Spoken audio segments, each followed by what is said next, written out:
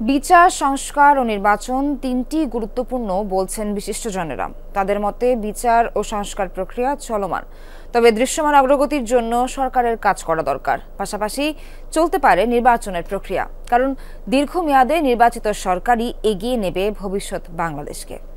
মেঘনা group of industries, বাংলাদেশের অগ্রযাত্রায় মানুষের আস্থায়। ছাত্র জনতার দাবি বুলেটের আঘাতে বন্ধ করতে চেয়েছিল আওয়ামী লীগ সরকার। তাতে পিছপা না হয়ে রাজপথে গড়ে উঠেছে প্রতিরোধ, যাতে প্রাণ দিয়েছেন হাজারো মানুষ।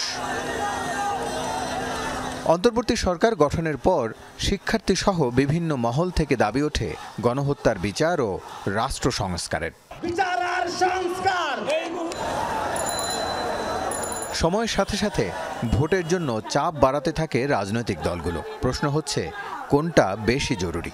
এই তিনটি বিষয়ের কোনোটি কম গুরুত্বপূর্ণ নয়। সংস্কারও গুরুত্বপূর্ণ, বিচার অবশ্যই গুরুত্বপূর্ণ, এবং তার সঙ্গে বলবো যে নির্বাচন, সেটাও অতি গুরুত্বপূর্ণ। আইনজ্ঞরা বলছেন বিচার প্রক্রিয়া কিছুটা ধীর গতির। বেশি তাড়াহুড়া করতে গেলে প্রশ্নবিদ্ধ হতে পারে বিচারের উদ্দেশ্য। একটা নির্দিষ্ট সময় ধরে বিচার শেষ করবে বললে সেটা ফেয়ারনেস অফ দ্য ট্রায়ালের একটা প্রশ্ন এসে দাঁড়ায়। ট্রায়ালের পরে যারা আসামি থাকবেন, যারা কনভিক্ট যদি হন কেউ, তো সেক্ষেত্রে তাদের অ্যাপিলের বিধান আছে, সেটারও একটা শেষ হওয়ার সময় আছে, তারপরে তার উপর রিভিউ আছে, তো সেটা তো অনেক দীর্ঘ সময়ের ব্যাপার। যুদ্ধাপরাধীদের যে বিচারটা হয়েছিল আন্তর্জাতিক অপরাধ ট্রাইব্যুনালে, সেই বিচারের যে খুব লম্বা সময় লেগেছিল তা কিন্তু নয়। এই একই ধরনের বিচার কিন্তু এবার হওয়ার কথা। বিচারের প্রথম ধাপটা অতিক্রম করতে পারলেই আমি মনে করি একটা বিরাট অর্জন হবে। এই বিশ্লেষকরা বলছেন 53 বছরের জঞ্জালময় রাষ্ট্র ব্যবস্থা এক ঘোষণায় পরিষ্কার করা সম্ভব নয়। ফলে কিছু দায়িত্ব নির্বাচিত সরকারকে দিতে হবে।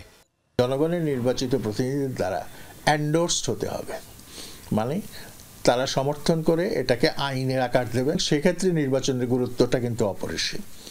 তবে আমলাতন্ত্র, পুলিশ এবং নির্বাচন কমিশন, এগুলোর সংস্কার না হলে কিন্তু একটা সুষ্ঠু নির্বাচন করাও কিন্তু সম্ভব হবে না। জনগণ তার নির্বাচনের প্রতিনিধি দেখতে চায়, এটা সবসময় মানুষের মনের এই আকাঙ্ক্ষাটা থাকে। নির্বাচন থেকে থাকবে, সেটাও কোনো আকাঙ্ক্ষিত বিষয় না। সুতরাং বিচার, ইলেকশন, সংস্কার, সেগুলো সমস্তই একটা কন্টিনিউইং প্রসেস, এবং সেটা একসাথে হতে তো কোনো বাধা নেই। ভবিষ্যৎ বাংলাদেশে সংস্কারের স্থায়িত্বের জন্যই রাজনৈতিক ঐক্যমত দরকার। না হলে অধরাই থাকতে পারে প্রকৃত গণতান্ত্রিক বাংলাদেশ প্রতিষ্ঠার প্রত্যাশা। রাসেল আহমেদ, যমুনা নিউজ, ঢাকা।